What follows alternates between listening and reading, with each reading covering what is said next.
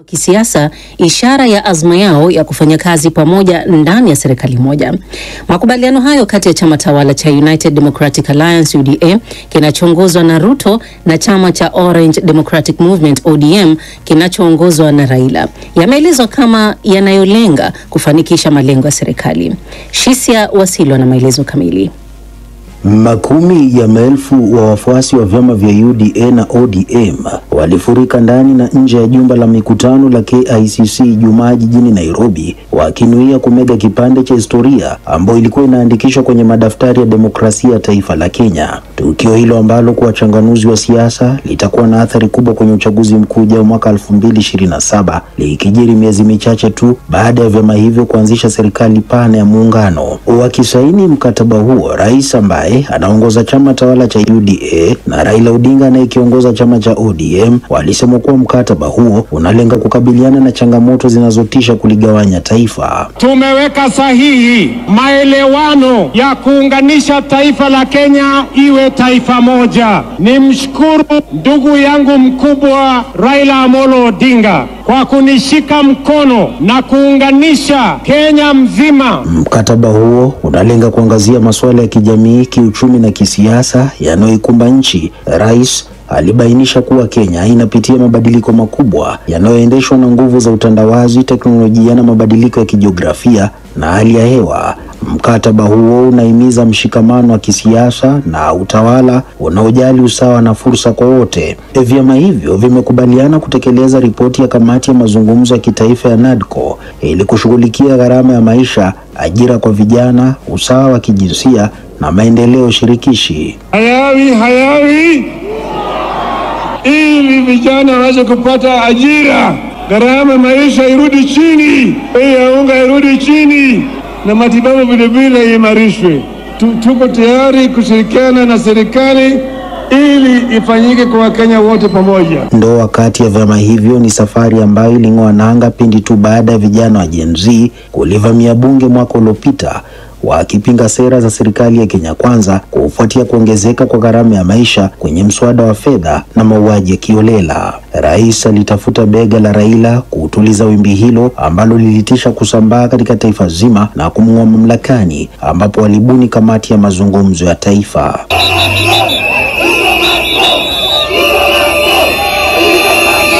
Pindi tu baada ya kusainiwa kwa mkataba huo, baadhi ya vijana walifanya maandamano jijini Nairobi wakisema kuwa rais anastahili kubanduka mamlakani. Hii sio mara ya kwanza kwa kiongozi huyo mkongwe upinzani kushirikiana na serikali. Aliwahi kushirikiana na hayati Rais Daniel Arap Moi, Mwai Kibaki na rais mstaafu Uhuru Kenyatta. Shisia Wasilwa, DW, Nairobi. Shukran sana Shisia Wasilwa kwa ripoti hiyo. Njaa bado ni tatizo kubwa katika mataifa 42 kote ulimwenguni, ambapo barani Afrika, hasa katika maeneo yaliyo kusini mwa jangwa la Sahara, hali inatisha zaidi ukizingatia mabadiliko ya tabia nchi na pia migogoro. Kwa eneo la Afrika Mashariki, Rwanda na Uganda zimepiga hatua kudhibiti hali ya njaa. Haya yamejiri kwenye tathmini mpya ya viwango vya njaa na utapia mlo iliyozinduliwa mapema wiki hii. Thelma Mwadzaya na taarifa kamili. Kulingana na tathmini iliyoandaliwa na shirika la kusambaza misaada la Ujerumani la Welthungerhilfe, Concern Worldwide na taasisi ya kimataifa ya amani na masuala ya vita, kasi ya juhudi za kupambana na njaa haijabadilika, na katika baadhi ya maeneo mambo yamezidi kuvurugika ukizingatia harakati za kutokomeza njaa ifikapo mwaka 2030. Christian Schnipper ni mkurugenzi na mwakilishi wa Welthungerhilfe nchini Kenya na anaeleza. The Global Hunger Index 2024 is a wake-up call. Tathmini ya njaa ya mwaka 2024 ni king'ora tuchangamke. Kamwe hatuwezi kupoteza mafanikio tuliyopata kati ya mwaka 2000 na 2015. Lazima tujipange upya. Njaa na utapiamlo bado ni changamoto Kenya, na ni muhimu kuvitafutia suluhu kulinda mustakabali wa taifa.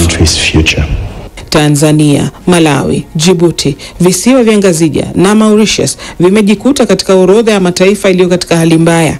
Kwa Afrika Mashariki, Rwanda na Uganda ndizo zilizozipiku Kenya na Tanzania. Somalia na Madagascar ziko kwenye kundi la hatari.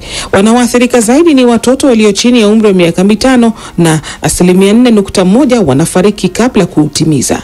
Beatrice Askul ni waziri wa masuala ya Afrika Mashariki na maeneo yanayotatizwa na ukame nchini Kenya, na anausisitizia umuhimu wa kupanga vilivyo. Ripoti ya anga inaonyesha kwamba makaunti zetu zinaendelea kufanya vibaya kwa njia ya ukame, na tusipopata mvua itabidi sasa blanket feeding iwe kabisa, njia ya kucushion watu katika madhara ya jangwa na ukame.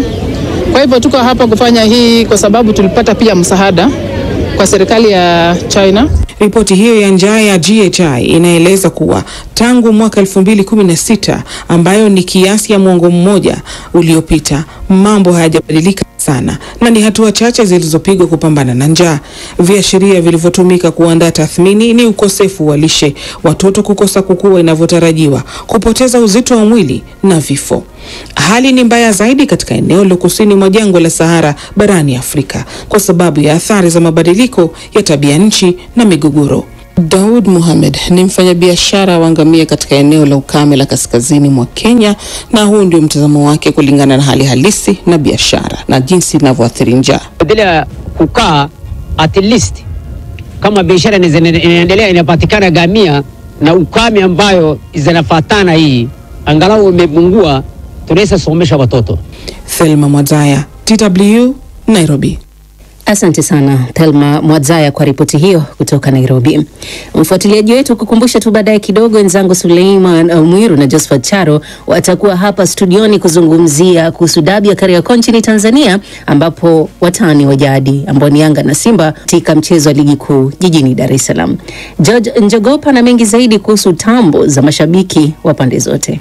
Na mwana elekejua wakati tambo za karibu majuma kadhaa zitakapofikia ukingoni kujua kati ya miamba hiyo miwili ya soka, nani ataondoka amenamisha kichwa chini na mwingine akija moya moya kwa tabasamu, au wote watakuwa wameondoka wakiwa wameweka kibindoni alama moja. Katika mahesabu ya soka, mchezo wa kesho utakaorindima katika dimba la Benjamin Mkapa ulioko katika viunga vya Temeke ni muhimu kwa kila upande. Umuhimu wa mchezo sio tu kwamba unasalia katika utani wao wa miaka nenda rudi, bali mwelekeo halisi wa kuelekea katika ubingwa wa ligi kuu soka Tanzania bara. Yanga inaongoza ligi ikiwa na alama 58, inaweza kujihakikishia kuletea ubingwa wake iwapo itaondoka na ushindi katika mchezo huo. Iwapo itaifiatua Simba, basi itakuwa imeweka kibindoni alama 61, alama ambazo huenda ikawa ni vigumu sana kwa mahasimu wa Simba kuzipiku, hasa kwa kuzingatia rekodi ya Yanga. Lakini Simba ambayo iko katika nafasi ya pili katika msimamo ligi kuu ikijikusanyia alama 54, inasema ije mvua ije jua, lazima huko Jangwani hapo kesho washindwa kutembea. Baada ya mchezo wa kesho, Simba itakuwa na kiporo cha mchezo mmoja, hivyo iwapo itakaza mkuji wake barabara na kushinda michezo yake yote miwili, itakuwa imetangulia mbele. Na wakati makocha timu zote mbili wakijichimbia kusuka mikakati ya dakika za mwisho, sasa tambo na mbwembo zimehamia kwa mashabiki wa soka wanarushana vijembe na kejeli za hapa na pale. Mashabiki wa Yanga wanasema mtoto hawezi kulala na hela, wakikumbusha namna walivyokutana mara ya mwisho katika msimu ambako Simba ilidunguliwa bao 1-0. Kanyaga, achia, twende, ndio mfumo wetu na kesho utakaotumika huo, na tayari tutajua madhaifu ya Simba katika beki zao. Kwa waje vizuri na kwa tahadhari. Yaani waje vizuri, waje wamejipanga, yaani iwe kufa iwe kupona, kesho tunawachapa goli 3. Yaani huo ni uhakika. Tuko vizuri, tumejiandaa vizuri, hatuna majeraha kama jana muona kina yao wanafanya mazoezi, baadhi ya wachezaji ambao walikuwa majeruhi wamerudi katika hali yao. Kwa hiyo tunaweka timu iko vizuri kabisa. Wakiutizama usemi unaovuma sana kwa wakati kwamba baada ya kujitafuta sasa tumejipata, mashabiki wa Simba hawaonyeshi hofu yote kuhusu mchezo wa kesho, wakiamini kwamba kikosi chao kimeelewa na vya kutosha, hivyo hiyo kesho lazima Jangwani kufurike maji. Kufuatilia mechi za Simba jinsi zinavyozidi kusogea, ndio Simba inazidi kuwa tamu.